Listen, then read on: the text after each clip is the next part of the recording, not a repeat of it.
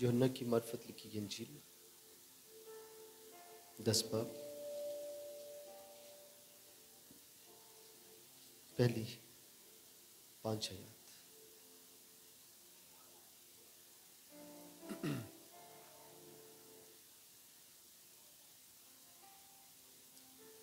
मैं तुमसे सच कहता हूं, सबने खोलिए।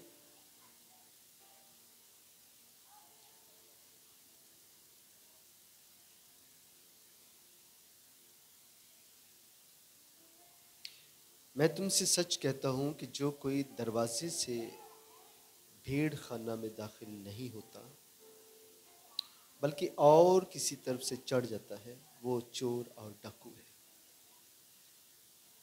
लेकिन जो दरवाजे से दाखिल होता है वो भेड़ों का चरवाहा है।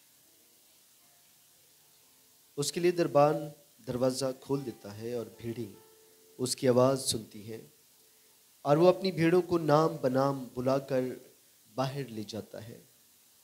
जब वो अपनी सब भेड़ों को बाहर निकाल चुकता है तो उनके आगे आगे चलता है और भेड़ें उसके पीछे पीछे हो लेती हैं, क्योंकि वो उसकी आवाज़ पहचानती है।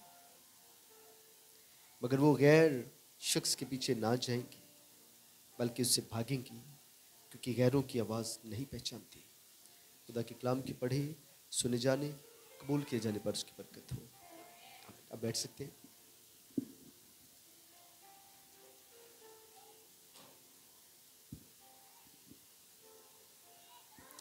खुदा यीशु मसीह के कादिर कदूस मोहब्बत भरे नाम में आप सबको सलाम। और आज का दिन भी आपको मुबारक हो। आज का लॉर्ड्स डे आपको मुबारक हो। सबसे पहले मुझे ये बताएंगे कि कितने लोग आज खुश हैं on this Sunday service Lord's day. सब खुश हैं?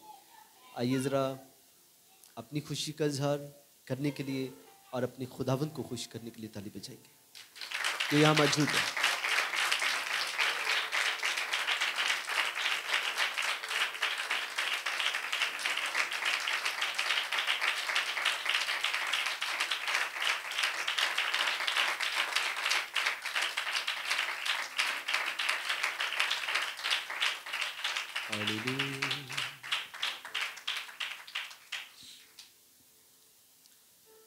Thank you Jesus. एक दूसरे के साथ हाथ मिला के ब्लेस करेंगे।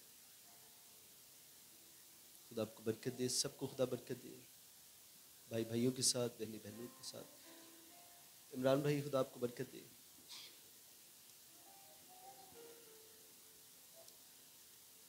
भाई वेलकम, भाई को वेलकम करें ज़रा। 4-5 हफ्ते के बाद आए।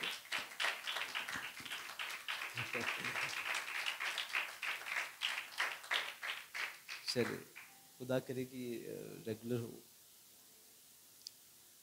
आज तादाद कम है, हमारे कुछ भाई बहन नहीं आए, और लेकिन खुदा उनका शुक्र इस बात के लिए।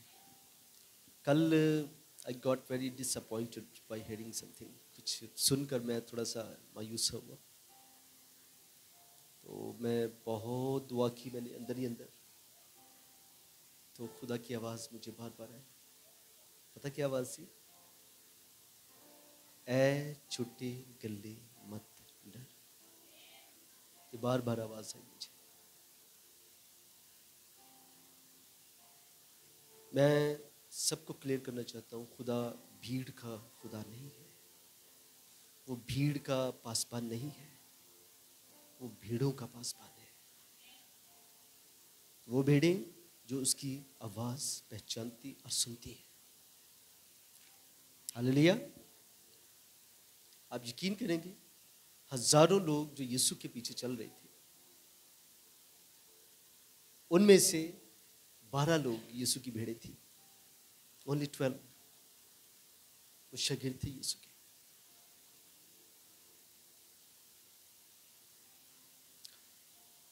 और मैं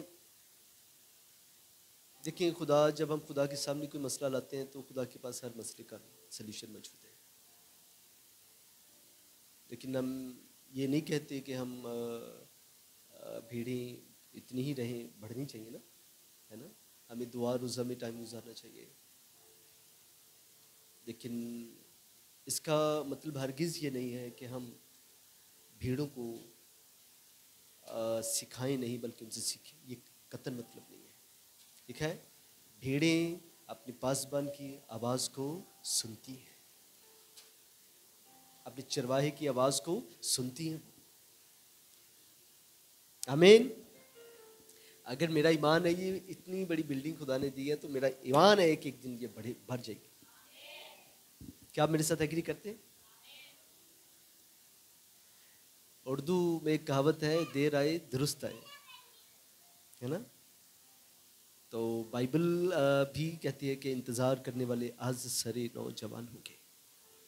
इंतज़ार करना, ये मसीही ईमान की परख होती है। इंतज़ार, आपका ईमान कितना स्ट्रॉन्ग है। मैं कभी भी ऐसी कोशिश नहीं कर सकता जिसमें मैं बहुत सारे खादमों को देखता हूँ, चापलूसी करके कलीसियाओं को जमा करते हैं। कुछ लोग ऐसे जमा करते हैं जैसे वो बड़े बड़े सिंगर्स को बुला लें और इस तरह वो मशहूर होने की कोशिश करते हैं और बताते हैं कि हमारी पहुंच बहुत दूर तक है। ठीक है, उनकी पहुंच सिंगर्स तक हो सकती है, क्या खुदा तक है? ये चीज़ ज़्यादा काउंट करती है ना। और मैं कल भी शेयर कर रहा था कि हमें खुदा ने रिवाइवल के लिए चुना है। और रिवाइवल का मतलब जानते क्या होता है? छलनी करना, प्योर लोग तलाश करना, ये रिवाइवल है।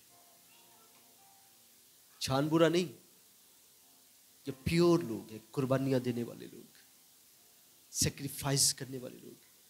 बाइबल तो यहाँ तक कहती है जो अब सब कुछ खुदा के लिए तर्क ना कर दे, वो खुदा का शागिर्द नहीं हो सकता। सब कुछ। आपसे एक सवाल करना चाहता हूँ मैं। कल हम बात कर रहे थे, मैं सोनिया बेटी मैरी मिल करके हमारा टाइम थोड़ा कम कर देते हैं तो कलीसिया ज़्यादा जमा हो जाएगी, क्योंकि ज़्यादा टाइम सोच कर कलीसिया जो है ना वो खौफज़दा हो जाती है। आप मुझे बताएं क्या करना चाहिए? मैं आपका ईमान देखना चाहता हूँ।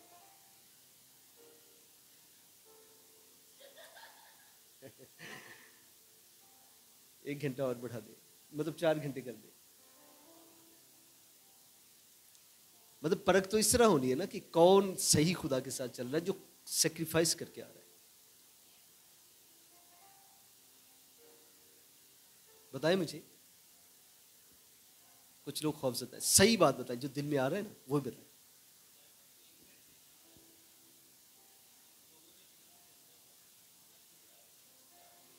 हाँ, ये तो है। मतलब लोग, पाजी साहब कह रहे हैं कि शायद लोग ये समझ कर आते हैं फिल्म लगी है जाके देखिए, तो हम जरा इसको बढ़ाएं ताकि पता चले इबादत हो रही है। दो ही हल है, या बढ़ा दें या घटा दें। बताएं घटाना है या बढ़ाना है? बढ़ाने वाले जो है ना अपना हाथ दिखा दें।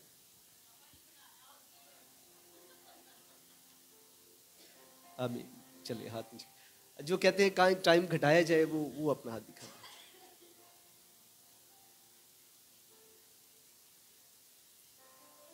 जो खुदा की बादशाही में 2-3 घंटे, दुनिया में 2-3 घंटे खुदा की हजूरी में नहीं गुजार सकता, वो खुदा की बादशाही में अबदियत कैसे गुजारेगा? Can you believe? क्या आप बिलीव कर सकते हैं? ये परख है। तो मैं एक और रिक्वेस्ट करना चाहता हूँ आपसे। कितने जो मुझे पासबान समझते हैं? अपना पासबान, अपना पासबान मतलब मैं, ये मेरे पासबान है जी। आप बाहर जाके बताते हैं जी हम फलां पासबान से सीख रहे हैं, वो जरा अपना हाथ दिखाएं। हालेलुया। बेटी सायरा को तो हमें पता है, ये तो लड़ती भी है भाई दूसरे ना। हमारे बुजुर्ग हैं पास्टर एल्विन जॉन, कहते हैं कि आप क्या सही सिंसियर शख्स पता कौन है? जो आपके साथ सही चल रहा है, जो आपकी तरफ से डिफेंड करता है बाहर। अगर आपके खिलाफ की बात करता है तो आप वहाँ पे खड़े हो जाते हो, खबरदार मेरे पासबान के खिलाफ की बात की तो। ये सही जो है ना, ये मिच्योर, क्या कहना चाहिए, ये प्यार की या ताबेदारी की अलामत है। आमीन। जो बाहर जाके डिफेंड करते हैं अपने पासबान को, जो उन्होंने ये खट्टियाँ मिट्टियाँ सुन के तो पीछे लग जाते हैं, वो सही फॉलोअर नहीं है।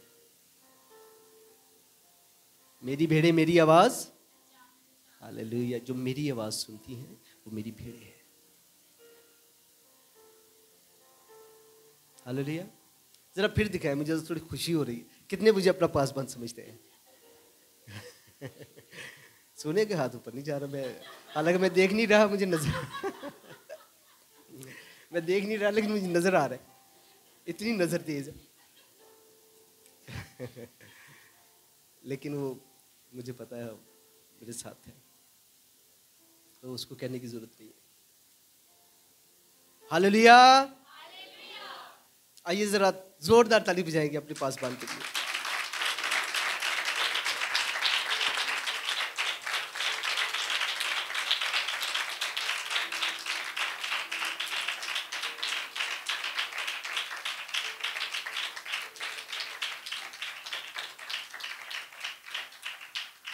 मूसा जब जा रहा था,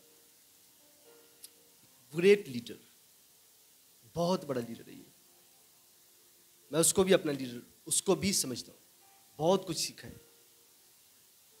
जब वो ले जा रहा था तो कुछ लोगों ने वहां पे पता क्या किया, कोरा, अबीराम, दातन, इन लोगों ने मुखालफत शुरू कर दी। उसी ग्रुप में से जिन्होंने मुखालफत की वो वहीं ढेर हो गए, लेकिन जिन्होंने सपोर्ट की वो कनान में दाखिल हुए।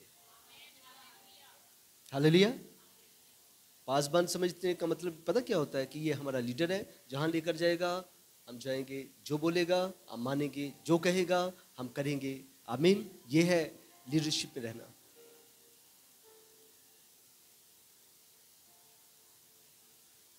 अगर आप कहते हैं खुदा, अच्छा आप चाहते हैं कि ऐसे ऐसे होना चाहिए चर्च में, फिर पता क्या कहना चाहिए आपको? एक अच्छी भीड़ होने के नाते आपको ये कहना चाहिए, खुदावंद तू हमारे पासबान से कलाम कर। उससे कलाम कर। कलाम हमेशा खुदा लीडर्स से करता है। आप देख लें, खुदा ने मूसा से कलाम किया, मूसा ने आगे सिखाया। यीशु से कलाम किया, यीशु ने सिखाया। यीशु से कलाम किया, यीशु ने सिखाया। पौलुस से कलाम किया, पौलुस ने कलीसियाओं को सिखाया। और जो ये कहता है जी खुदा ने मेरे साथ कलाम किया है, उसको एक नया चर्च खोलना चाहिए, क्योंकि खुदा उसको एक मिनिस्ट्री दे रहा है,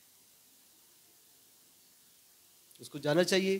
और वाकई में सही कह रहा हूँ, अगर खुदा कलाम करना शुरू हो चुका है तो समझने भी खुदा चाह रहा है कि वो कोई और मिनिस्ट्री चलाए जाके, तो खुदा डायरेक्ट बोलना शुरू हो गया।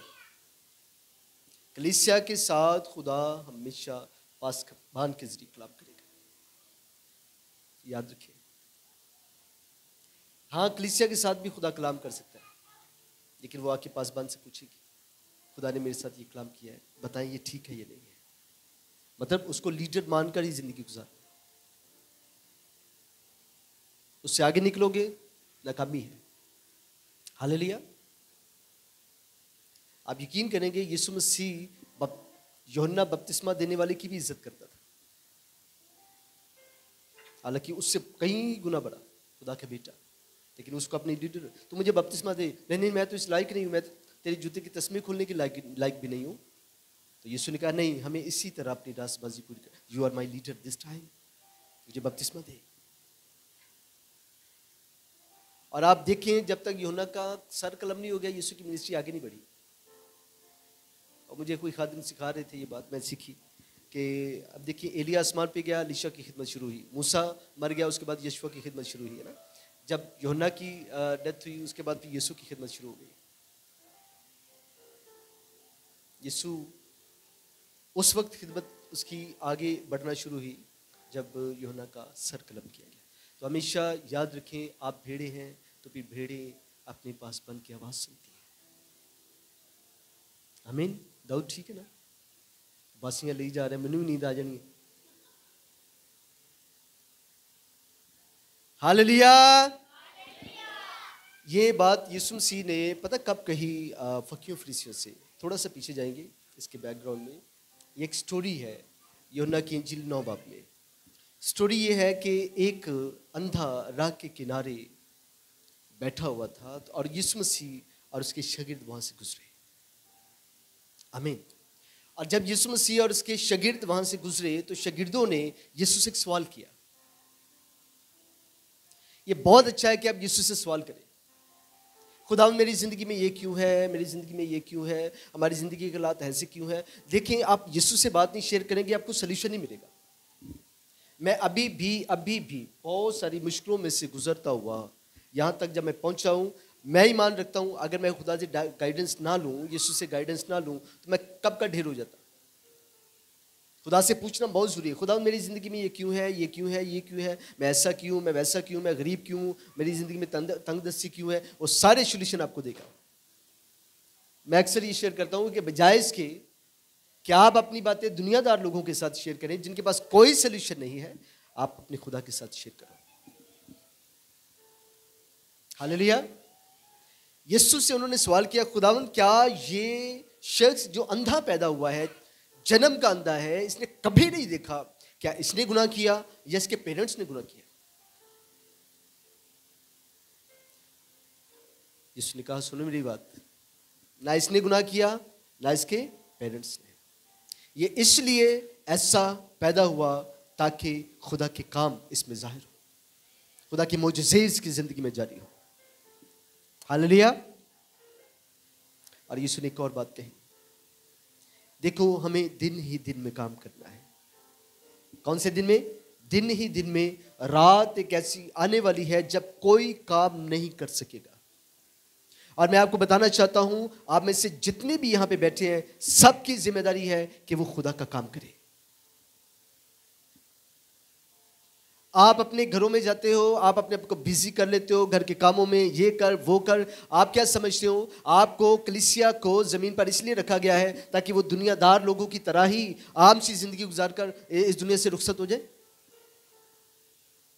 मैं समझता हूं बाइबल मुकद्दस में एक जगह पे लिखा है, जो बगैर सोचे समझे शायरबानी में शामिल होगा वो उसकी सजा पाएगा। मैं ये कहता हूं कि इसका मतलब ये भी है कि अगर आप बगैर सोचे समझे जिंदगी गुजारेंगे तब भी शायरबानी का कोई मतलब नहीं आपकी जिंदगी में।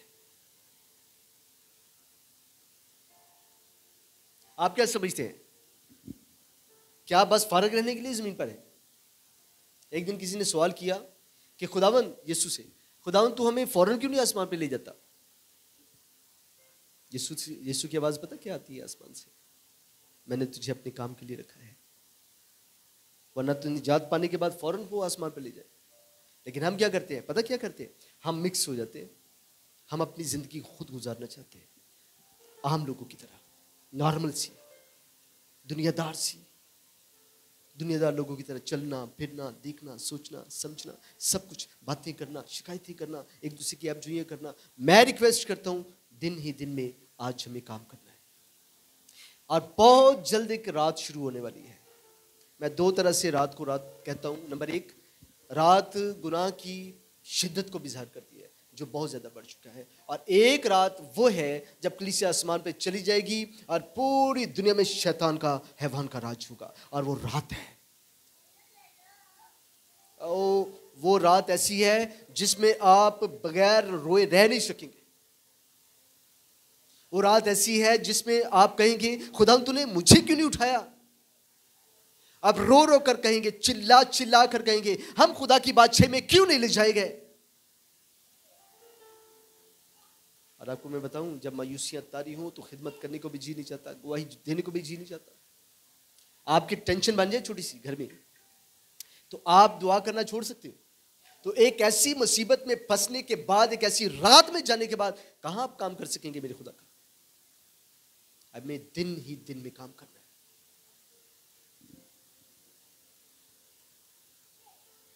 मेरा काम है, मैं रात को 3 बजे सोया हूँ, दुआ करके, कलाम तैयार करके, कलाम पढ़ के, सोच कर, आपके लिए कलाम ले रहा था मैं खुदा से।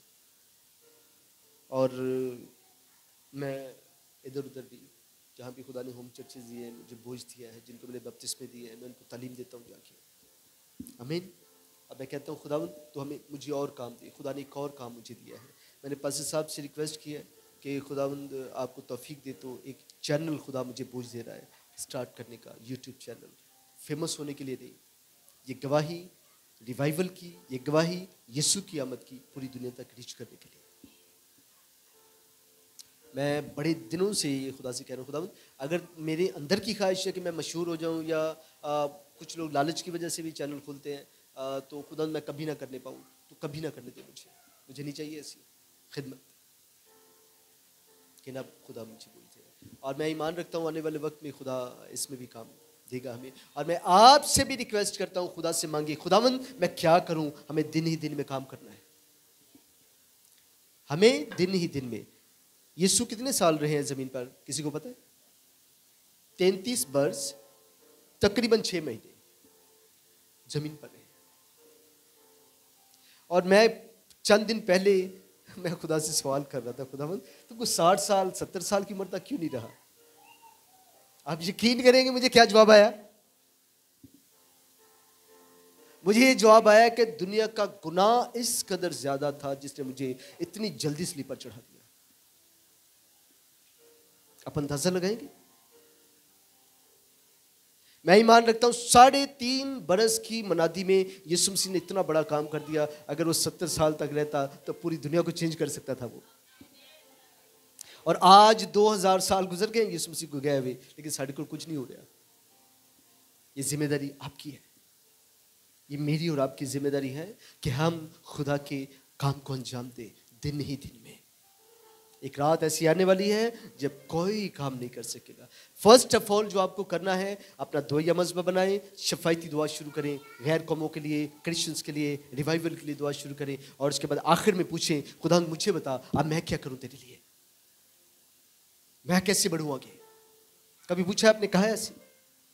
आज अपनी प्रेयर को चेंज करें और ये भी कहें, खुदा तू मुझे बता मैं तेरे लिए क्या करूं, और रोज कहें, और खुदा आपको काम देगा। हालेलुया। खुदा आपको काम देगा और वो काम आप करना शुरू करोगे और वो काम बढ़ना शुरू हो जाएगा। खुदा आपको ऐसे लेवल तक ले जाएगा कि आप बहुत सारा काम कर सकेंगे।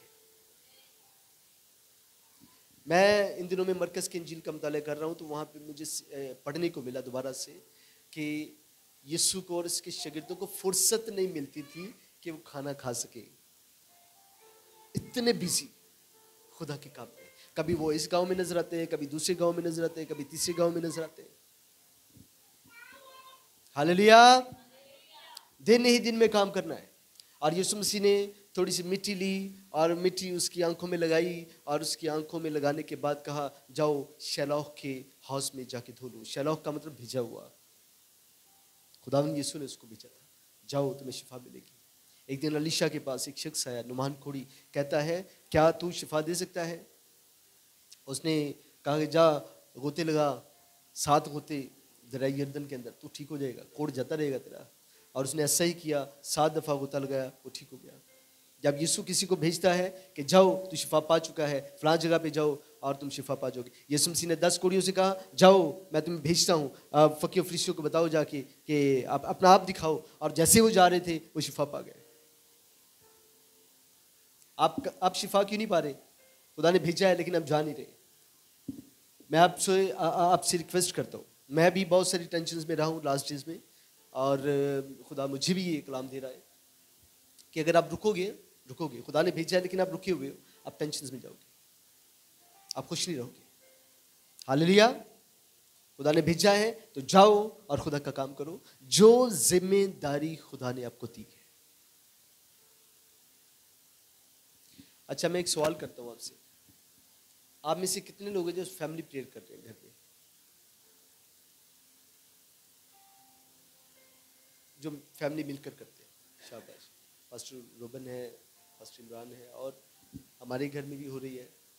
तो मैं तो ये अक्सर कहता हूँ कि अगर मैं घर का कोई भी फ़र्द हूँ, जैसे बेटा हो सकता हूँ या दामाद हूँ या कोई और रिलेशन हूँ, तो जहाँ भी मैं हूँ वहाँ पे मैं अपने ख़ानदान को बचाने की कोशिश करूँ। क्या आप कैसे कर सकते हैं? आस्तर का एक टारगेट अपनी ज़िंदगी में ले लो और कहो खुदावंद, जिस तरह आस्तर मलिका ने अपनी यहूदी कौम को बचाने के लिए 3 दिन का रोज़ा रखा, मैं भी तैयार हूँ तेरा काम करने के लिए, बता मुझे कहाँ जाना है। आप अपने खानदान को भी जानो ना, ये बहुत बड़ा काम होगा आपका। हालेलुया।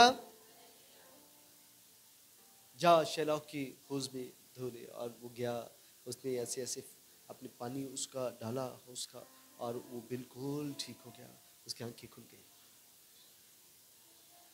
हालेलुया। कितना बड़ा काम किया यीशु ने, बड़े बड़े काम यीशु ने किए। लेकिन फकीर फरीसी फिर भी उसको खुदा का बेटा मानने के लिए तैयार नहीं होते थे। आप लोग मुबारक हो, अब यीशु आपके पास भी नहीं है, फिर भी यहाँ कलाम सीखने के लिए बैठे हुए हो, फिर भी अपना दिल दिया यीशु को, फिर भी आपने तौबा की और खुदा के साथ चल रहे हो, आप मुबारक हो। फकीर फरीसी इतने ढीठ किस्म के लोग थे, अपने घमंड में, अपने तकब्बर में, अपने बड़ेपन में, अपने इल्म में मर रहे थे, इतना मर रहे थे कि उन्होंने यीशु मसीह को क्रॉस पे चढ़ा दिया। जब ये खबर उन लोगों तक पहुंची, यहूदियों तक पहुंची, उन्होंने कहा कि हम तो बिलीव नहीं कर सकते कि यीशु ने ये काम किया। उसने अंधे को बुलाया और उस बहुत सारे लोग हैकल में उसको देखने लगे और कहने लगे, क्या तू वही अंधा है? हम तो बिलीव नहीं कर सकते, तेरी तो आंखें नहीं थी, तू तो जन्म से अंधा था, ये कैसे देख सकता है तू? ये बात यहूदियों तक पहुंची और यहूदियों ने बुलाया और यहूदियों ने बुला के पूछा, तुझे किसने अच्छा किया? उसने कहा, यीशु ने। तुम जानते हो कौन है वो? नहीं, मैं नहीं जानता, वो तो गुनहगार है। जाओ अपने बाप और माँ को बुला के। उसके माँ और बाप को बुलाया गया और उसके माँ बाप से पूछा गया, हाँ भाई, दोनों को खड़ा कर दिया, बाप को, माँ को, साथ बेटे को। सुने जरा, कन्वर्सेशन सुनिएगा। बाप से पूछा गया, क्या ये आपका बेटा है? हाँ जी, ये हमारा ही बेटा है। माँ, ये आपका बेटा है? जी हमारा ही बेटा है। तो ये अंधा था? हाँ जी, ये अंधा पैदा हुआ था। ये अब देख रहा है, तो ये कैसे देख रहा है? अब सुनिए जरा बाप की और बाकी बात। हैकल से निकल जाने के डर से उन्होंने सच्ची बात को स्टॉप कर दिया। हालेलुया। जब बाप से पूछा गया, क्या ये तेरा बेटा है? हाँ जी मेरा ही बेटा। किसने शिफा दी? तो यीशु का नाम लेने से डरा वो। क्यों डरा? बाइबल मुकद्दस में लिखा है कि फकीरों फरीसियों ने ये थ्रेट किया हुआ था कि जो कोई यीशु का नाम लेगा हैकल से बाहर निकाल देगा। बाप डर गया। अब सुनेगा और से खुदा जो आपके साथ कलाम करना चाह रहा है, बुज़दिल खुदा की बादशाही में दाखिल नहीं होंगे। दिखा है ना मुकाशफा की किताब में, आइए पढ़े।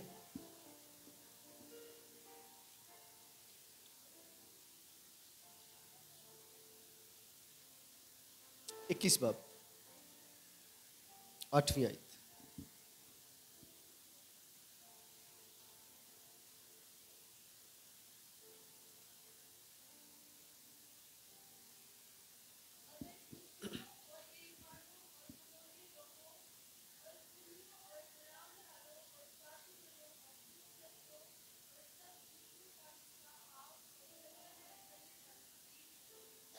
आमीन। मगर बुज़दिलों, सबसे पहली इस लिस्ट में सबसे पहला नाम ही बुज़दिल आया है।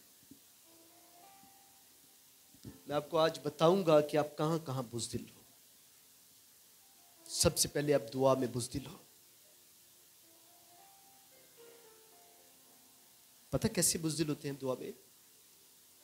हम दुआ में इस तरह बुज़दिल होते हैं कि जैसे ही हम दुआ करने लगते हैं, आपका कोई अजीज आपसे मिलने के लिए आ गया और आप दुआ को इसलिए छोड़ दोगे कि वो नाराज ना हो जाए, वो मुझे रिजेक्ट कर देगा। आप संडे सर्विस में बहुत सारी संडे सर्विसेज क्यों मिस कर रहे हो? बुज़दिली के गुनाह की वजह से। क्यों? आप किसी को नाराज नहीं करना चाह रहे हो, आप किसी बिजनेस को नहीं चाह रहे हो कि हमारी जिंदगी से जाता रहे, कोई ऐसा काम ना चला जाए, कहीं ये ना हो जाए, कहीं वो ना हो जाए, हमें पैसे की कमी ना हो जाए। हम कई जगह पे खुदा के कलाम का इनकार करते हैं। बुज़दिल खुदा की बादशाही में नहीं जाएंगे, और खास तौर पे जो यीशु का नाम लेने से शर्माते हैं। आमीन। मैं उनको भी बुज़दिल कहूंगा जो बाजार में बाइबल उठाकर आने से शर्मिंदगी महसूस करते हैं, वो बुज़दिल है। वो बाइबल उठाएंगे, लोग कहेंगे ये इतना मसीही है, उनके डर से बाइबल छुपा लेंगे, या बाइबल का वो हिस्सा छुपा लेंगे जहाँ क्रॉस नजर आएगी, ताकि पता चले ये आम सी किताब है ना। हम बुज़दिल कभी बादशाही में दाखिल नहीं हो सकते। खुदा का काम कौन कर सकते हैं? बहादुर लोग। पावी मसल ना भी हो, चाहे मसाइल हो, हमारे पास मसल नहीं है, मसाइल तो है ना, इनसे तो इनकार नहीं है। हालेलुया। ये मसाइल ही तो हमें यीशु के पास लेकर जा रहे हैं। अगर मेरे मसल्स होते तो मैं क्या दिखाता, दुनिया को दिखाता बिठता, देखो मेरे मसल। अब मैं मसाइल दिखाऊंगा, मसाइल क्यों लोगों को बताऊंगा मेरे मसाइल थे और मुझे यीशु मिला, यीशु ने रिहाई बख्शी और मैं आजाद हूं। तो अगर मैं मसल दिखाऊंगा तो बताऊंगा ये मैं वेट लिफ्टर हूं, मैं बहुत ताकतवर हूं, मैं बहुत बड़ा हूं, बहुत अजीम हूं, मैं ऐसे बाहर ही नहीं निकल सकता। हालेलुया। खुदा का काम दिन ही दिन में, बुज़दिली खुदा की बादशाह में जाने नहीं देगी आपको।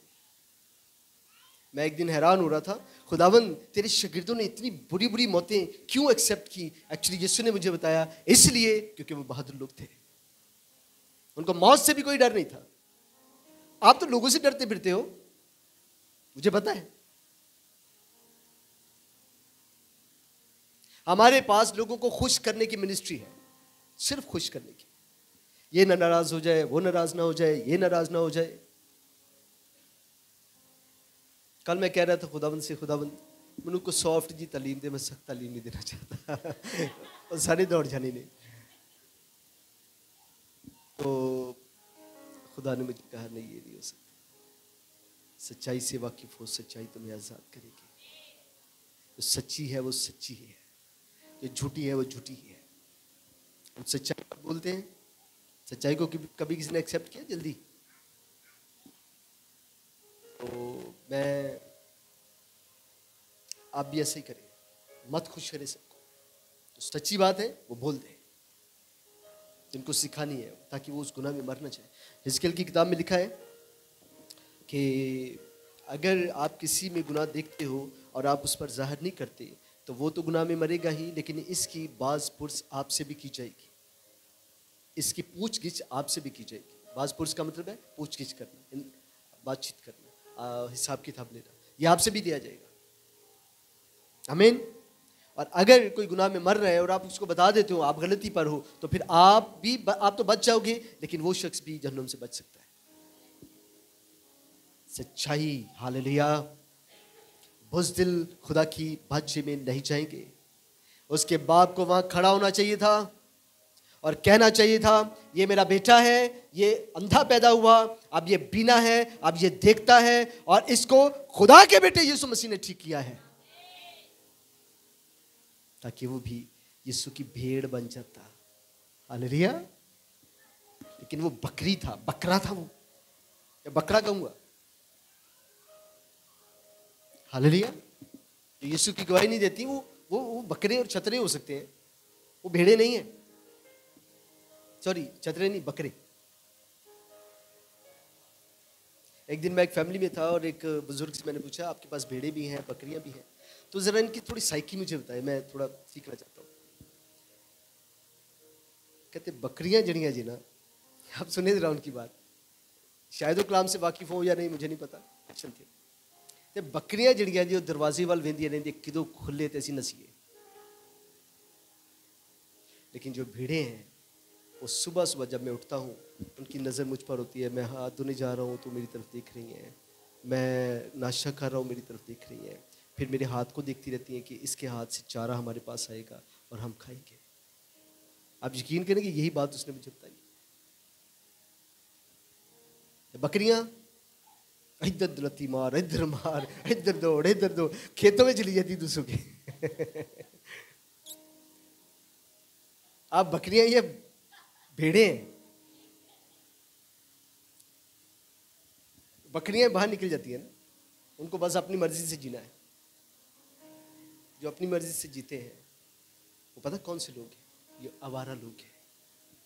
काइन के बारे में पढ़ा है आपने? काइन लिखा है खुदा उनके हुजूर से निकल गया, और आगे क्या लिखा है? वो आवारा हुआ। हालेलुया। समझ आ रही बात की? जो बकरियां हैं वो आवारा, और जो भेड़े हैं वो पासबान की निगरानी में, उसकी पासबानी में चलते हैं। खुदावंद मेरा चौपान है और मुझे कमी ना होगी। ऐसी भेड़ों को कमी भी नहीं होती है। जो अपनी मन मर्जी करते हैं वो कभी जिंदगी में सुकून नहीं पा सकते, कभी सुकून नहीं पा सकते। मैं जिस पासवान का पहले पासवानी में चलता रहा हूँ, अब वो खुदा के पास है, और बड़े लोग उनके खिलाफ बोलते थे, लेकिन मैं नहीं बोलता था। उन्होंने खुद एक दिन हमें चर्च से बाहर निकाल दिया। मैंने कहा खुदावंद, मैं उनका शुक्रगुजार उस पासवान का। क्यों? उन्होंने निकाला, अब मैं काम करूँगा। इसलिए निकाला था कि मैं आगे खिदमत करूँ। हालेलुया। ये भी उनका एहसान है। लोग बातें करते हैं उनको, हालेलुया। समझ आ रही बात की? बुज़दिल खुदा की बादशाही में नहीं जाएंगे। आज से यीशु की डंके की चोट पर गवाही देना शुरू करें। जब मैं क्रिश्चियन हूँ और मैं उसका फॉलोअर हूँ और मैं उसके साथ साथ चलता और मेरे साथ चलता है। हालेलुया। मैं और सोनिया अक्सर वो कभी दही बल्ले खाते हैं, चाट खाते हैं, कभी भूख लगी हो कहीं, तो फिर हम वो खाते हैं, तो हम उस हॉल के अंदर मिलकर दुआ करते हैं, खुदावंद तेरा शुक्र, ये खाना तूने हमें मुहैया किया। क्योंकि हमें बताना है कि हम क्रिश्चियन फैमिली से बिलोंग करते हैं। हालेलुया। कोई आपको एक्सेप्ट नहीं करता, वो उनका मसला है, लेकिन मैं अपनी तरफ से बुज़दिली को ख़त्म करूँ। आप यकीन करेंगे जितने जितने अटैक इब्लीस ने और हमारे पड़ोसियों ने हमारे साथ किए, उनकी वजह से मेरा दिल चाह रहा था कि मैं ये ख़त्म कर दूँ, खिदमत ख़त्म कर दूँ, फ्लॉप कर दूँ, इसको छोड़ दूँ। मैं कई दफ़ा अटैक हुआ मुझ पर।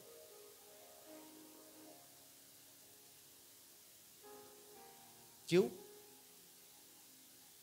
खुदा यही कलाम मुझे देता रहे, बुज़दिल खुदा की बात चली जाएगी। आप ये डरना झगड़ना छोड़ दें और खुदा के काम को अंजाम दें। हालेलुया।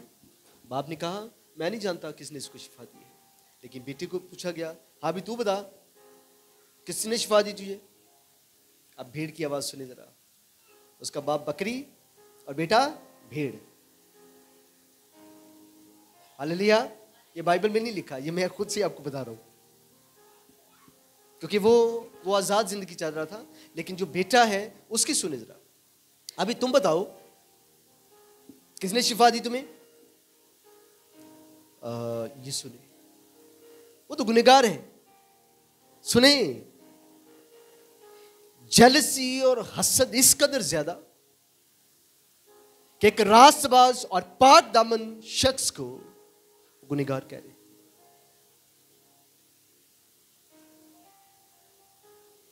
कहते हैं वो तो गुनहगार है। उस संदे ने पता क्या जवाब दिया? जो ठीक हो चुका तो उसने कहा, खुदा तो गुनहगारों की नहीं सुनता। हालेलुया। उसने साथ ही साथ ला के जवाब दिता, उन्होंने गल ला के की। पता क्या कह रहा था वो? ये एक्चुअली ये कह रहा था कि यीशु ने मुझे शिफा दी है, वो ठीक है, तुम गलत हो, तुम मुझे शिफा ही नहीं दे सके। खुदा गुनहगारों की नहीं सुनता। आप गुनहगार हो, वो गुनहगार नहीं है। कैसी गवाही शुरू की है उसने। अगर आपके खुदा के खिलाफ कोई बात की जाती है तो आप यहाँ वहां पे खड़े हो सकते हो? नहीं, वो हमारा खुदावंद है, वो हमारा राजा है, उसने हमें बचाया है, वो हमारा निजात देंदा है। खुदा गुनहगारों की नहीं सुनता। तुम्हें क्या पता, तुम सिखाने आ गए हो आज के जन्म लिए हुए।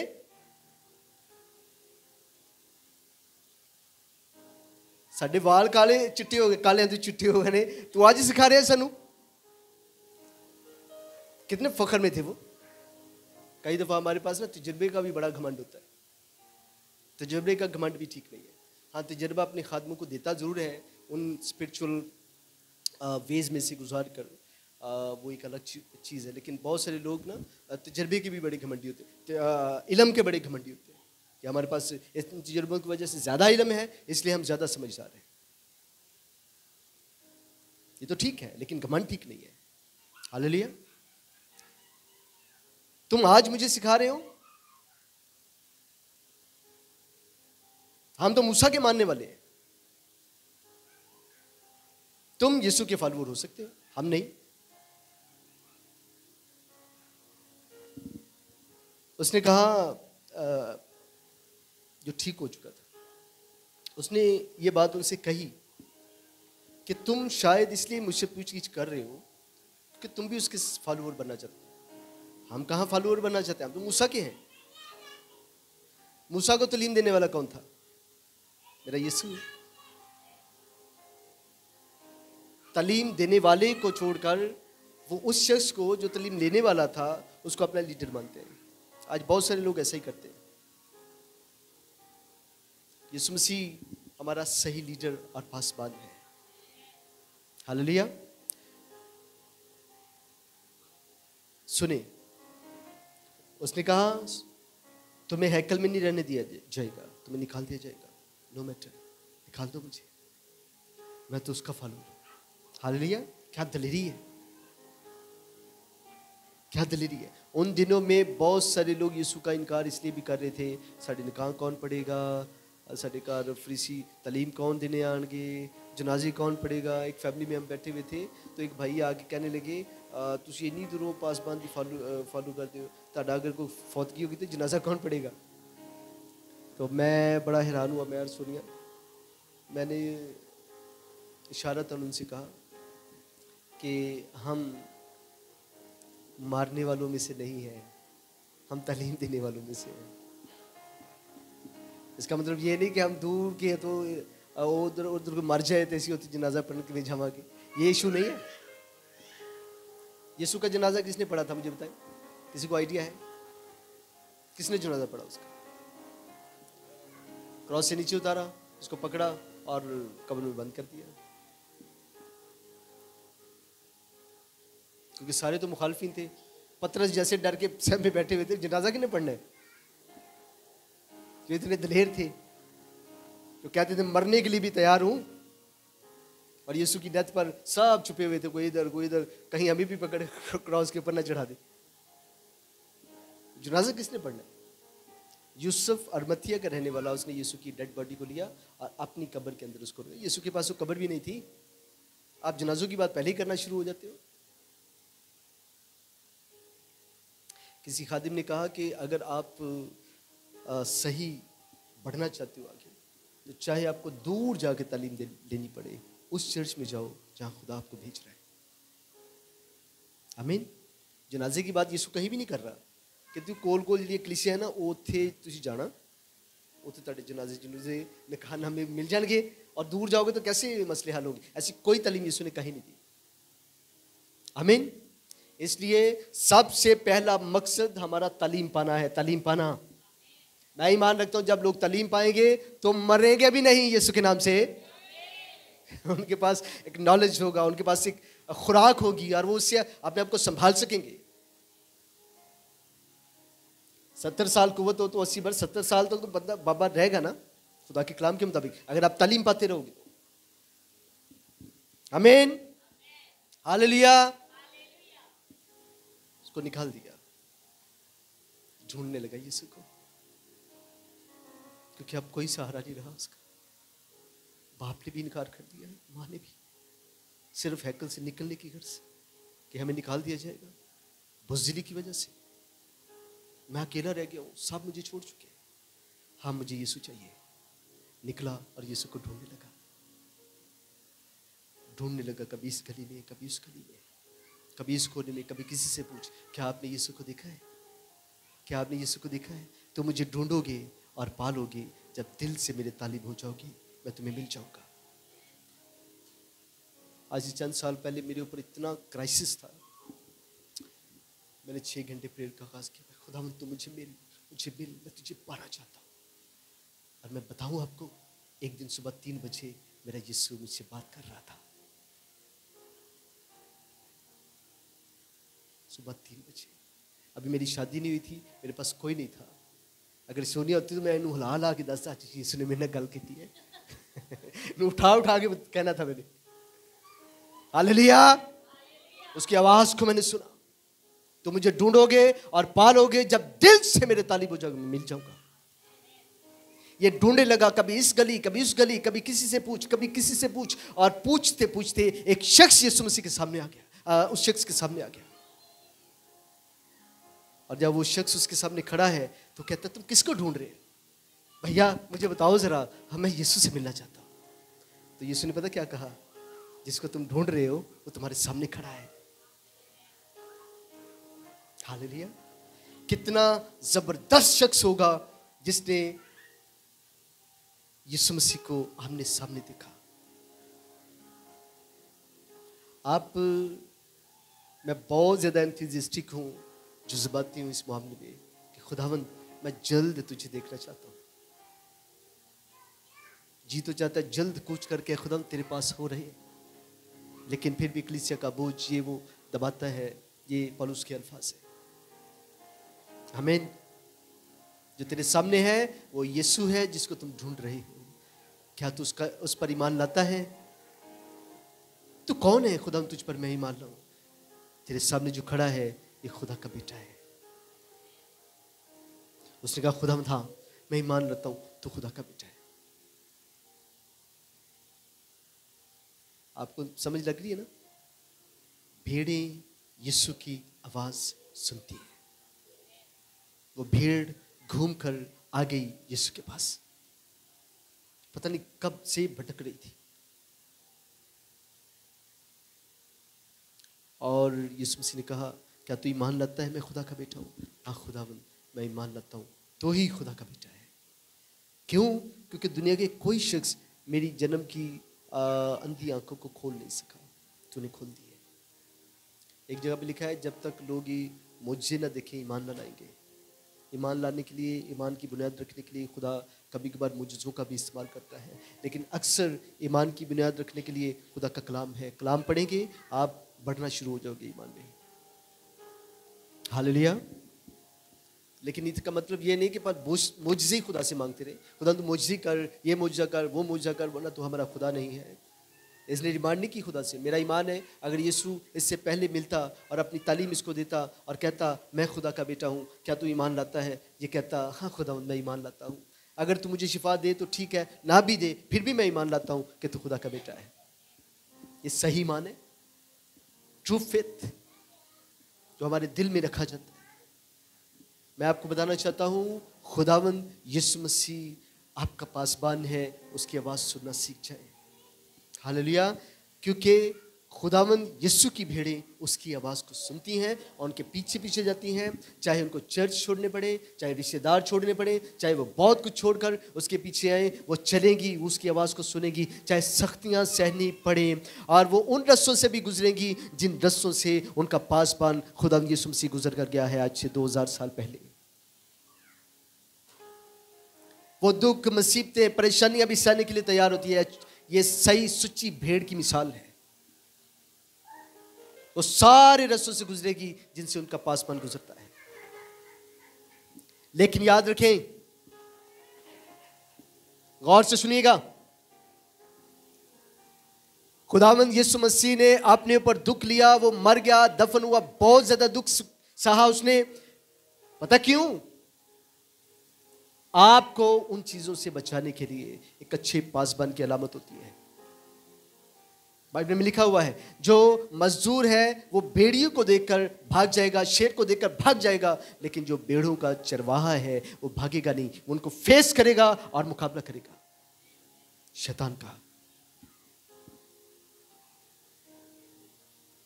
उन प्रॉब्लम्स को अपनी भीड़ तक नहीं आने देता। मेरी भीड़ वो है जो मुझे समझती है, जो मेरी आवाज सुनती है। हालेलुया। अगर आप सही भीड़ हो तो याद रखें, एक दिन यीशु मसीह ने कहा था जहां मैं हूं वहां तुम भी होंगे। हालेलुया। अगर आप ये सोचते हो कि इस पासबान के अंदर से यीशु ही की तालीम निकलती है तो फिर मत डरिए, क्योंकि मैं उसका फॉलोअर हूं, मैं उसको मानने वाला हूं। हालेलुया। अभी आप ईमान के उस लेवल तक नहीं आए या मैच्योरिटी के उस लेवल तक नहीं आए जहां खुदा ने अब मुझे पहुंचाया है। मैं एक दिन अपने वालिद साहब से कह रहा था, बल्कि मैं सोचता था, अक्सर उनको ना गुस्सा सा आ जाता मुझे, ये ऐसी बात क्यों करते हैं, ये खामोश क्यों रहते हैं। जब मैं उनके साथ जाता था तो इनको ऐसे नहीं करना चाहिए, इनके घर नहीं जाना चाहिए, उनके घर नहीं जाना चाहिए, लेकिन जाते हैं, क्यों ये ऐसा कर रहे हैं। तो हकीकत में उस वक्त वो मैच्योरिटी मेरे पास नहीं थी, लेकिन आज जब मैं उन्हीं रस्सों में से गुजर रहा हूँ तो मुझे समझ आ रही है बस ठीक करते थे। इसलिए इमेच्योरिटी की वजह से आप ये ना कहें कि इस पासबान को तालीम की समझ नहीं है या इसको कुछ हिकमत नहीं है, दानाई नहीं है, या खुदा इसके साथ कलाम ही नहीं करता। आप इस बात को जानें कि खुदा ने जो बातें हमें सिखाई हैं वो आपको ज़रूर सिखाएगा। वेट करें, खुदा ज़रूर उन जगहों से लेकर जाएगा, आपको समझ आएगी। हालेलुया। मेरी भेड़ें मेरी आवाज़ सुनती है, और पासबान भेड़ों का चरवाहा होता है। भेड़ खाना पता किसको कहते हैं? भेड़ खाने का मतलब है कि हाथा जहाँ पे मुख्तलिफ पासबान, चरवाहे या चौपान अपनी भेड़ों को ले जाते हैं और वो वहाँ चरती हैं, और जो भेड़ खाने से दाखिल होगा वो चरवाहा होगा। लेकिन कुछ चोर उचक्के भी निकलते हैं उधर से, जो चरवाहे नहीं है, जिनकी पहचान ही नहीं है कि वो चरवाहे हैं, वो दीवारें फलांग कर अंदर चले जाएंगे उन भेड़ों को छीनने के लिए। आमीन। ये भेड़ खाने का मतलब है वो जगह जहां पे भेड़ें चरती हैं, जहां रहती हैं, वहां पे वो ठहरती हैं। और पासबान दरवाजे से गुजरेगा। यीशु ने क्या कहा? दरवाजा मैं, आई एम द डोर। पासबान दरवाजे से गुजरेगा, चोर चुके दरवाजे से नहीं आएंगे, वो फलांग कर आएंगे। ऐसे चर्च में भी कुछ ऐसे लोग आ सकते हैं जो यीशु को सहारा बनाकर नहीं आएंगे, कोई और मोटिव से आएंगे। इस ज़हन में रखिएगा, उनका मकसद कुछ और होगा। कुछ लोग इज्जत लेने के लिए आते हैं, कुछ लोग कुछ और बदनजरी करने के लिए आते हैं, कुछ लोग एक दूसरे को मिलने के लिए आते हैं। बहुत सारे लोग, ये एक पासबान को खुदा ने एक आई दी हुई है, एक आंख दी है, जिससे आने वाले मसाइल से बचने के लिए खुदा उन लोगों को पहचानने की हिकमत देता है। अपने पासबान को, अपनी खादिम को, और वो जानता है कि किसको तालीम देना है, किसको नहीं देना है, को कौन पाने के लिए आ रहा है। मैं तो ईमान रखता हूँ जो चरवाहे की सख्तियों को भी बर्दाश्त कर सकती है वो भीड़, जो उनकी सख्त बातों को भी बर्दाश्त कर सकती है, जो उनकी रिजेक्शन को बर्दाश्त कर सकती है, वो सही भीड़। अगर वो फिर भी ना छोड़े, वो सही भीड़ है। आमीन। आप छोटी छोटी बातों से नाराज होकर घर में बैठ सकते हो, ये बात उसने क्यों की, ये सख्त रवैया क्यों, ये क्यों किया, वो बात क्यों की, ये नहीं करना चाहिए, वो नहीं करना। आप घर में बैठ सकते हो, लेकिन आप फिर सही भेड़ नहीं होगे, क्योंकि आपको पता है कि आपका गडरिया एक ही है और वो सख्त भी करेगा, हम उसके फॉलोअर्स हैं। एलिया के पीछे एलीशा आ रहा था। हालेलुया। एलीशा आ रहा था तो एलिया ने 4 दफा उसको डांटा, छोड़ मुझे, छोड़ मुझे, छोड़, चला जा। लेकिन बाइबल में लिखा है एलीशा नहीं गया। तेरी जान की सौगंध, मैं तुझे नहीं छोड़ूंगा। क्योंकि उसकी जो भेड़ें हैं वो उसकी आवाज को सुनती है, अपने गडरिये की आवाज को सुनती है। हालेलुया। भेड़ खाना से, दरवाजे से दाखिल होना, जो चोर है वो फलांग कर दाखिल होंगे। यीशु मसीह भेड़ खाने का भी निगरान है, दरवाजा है, और भेड़ों का वो चरवाहा है। So simple.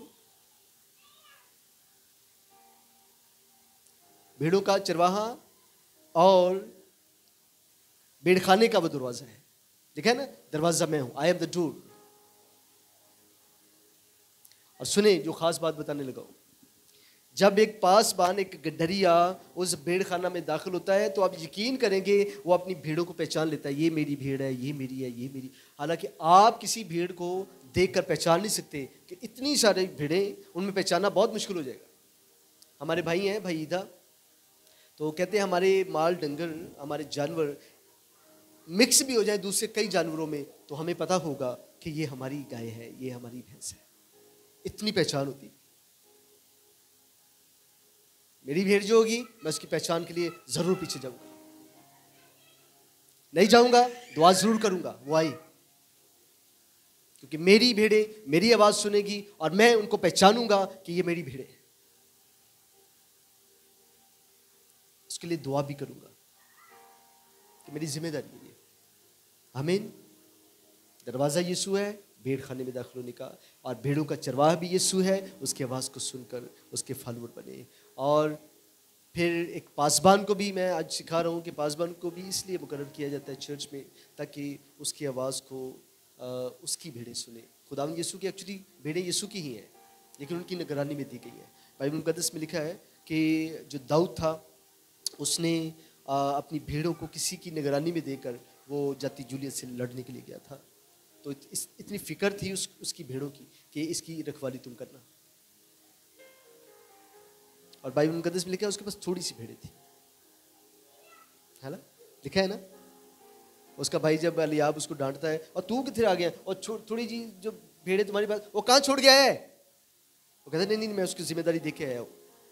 थोड़ी सी भेड़ें, है ना, वो थोड़ी सी भेड़ें उसका सही पासबान बना, और खुदा ने उसको पूरा बनी इसराइल बहुत ज़्यादा भेड़ें अता फरमाई।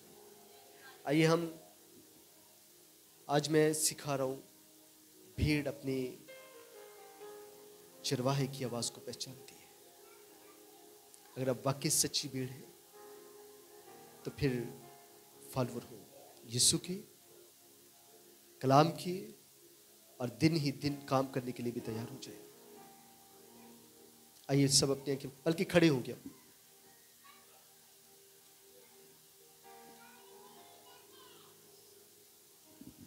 Thank you Lord Jesus.